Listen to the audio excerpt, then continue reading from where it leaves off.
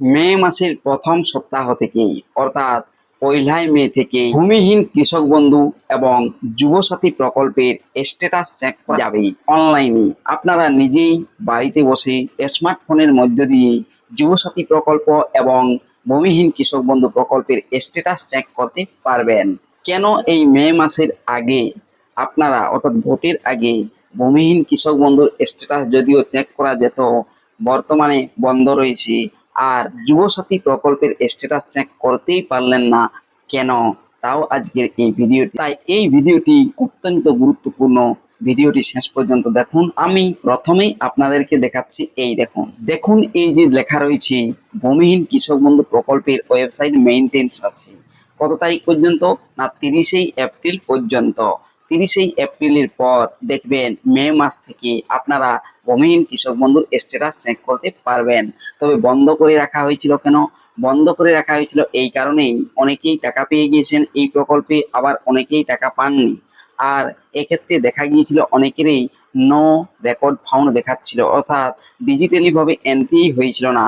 যেহেতু ডিজিটালি ভাবে এন্ট্রি অনেকেরই হবে না বা সেটা জানতে পারবেন, সেই কারণেই হয়তো স্ট্যাটাস চেক বন্ধ করে দেওয়া হয়েছিল। আর ভোটের আগে তার হয়তো কিছু প্রভাব পড়তে পারতো এটা মনে করেছিলেন, তাই এই ওয়েবসাইটটি মেনটেন্সে রেখে দেওয়া হয়েছিল। তবে 29 তারিখ ভোট শেষ হচ্ছে পশ্চিমবঙ্গে বিধানসভার, তাই 30 তারিখ পর্যন্ত সাইটটি মেনটেন্স আছে।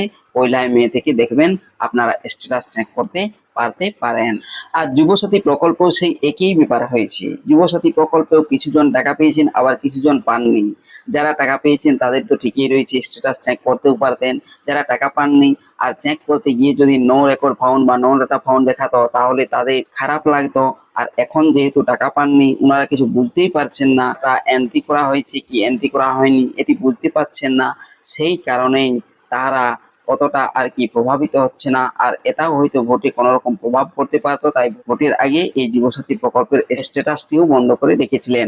তবে যেহেতু ভোট পেরিয়ে যাচ্ছে, এই ভূমিহীন কৃষক বন্ধু যেহেতু 30 তারিখ পর্যন্ত ওয়েবসাইট মেনটেন্স রয়েছে, আর যুবসাথী প্রকল্পের স্ট্যাটাসও হয়তো দেখবেন ওই মে মাস থেকে, অর্থাৎ মে মাসের 1 তারিখ থেকে চেক করা যেতে পারে। তবে যদি চেক করা যায় যুবসাথী প্রকল্পের স্ট্যাটাস বা ভূমিহীন কৃষক বন্ধু প্রকল্পের স্ট্যাটাস, অবশ্যই আমি আপনাদেরকে ভিডিও করে জানিয়ে দেবো। আপনারা কি মনে করছেন যে এই যুবসাথী প্রকল্প এবং ভূমিহীন কৃষক বন্ধু প্রকল্পের স্ট্যাটাস মে মাস থেকে চেক করা যাবে কিনা তা কমেন্টে জানাবেন।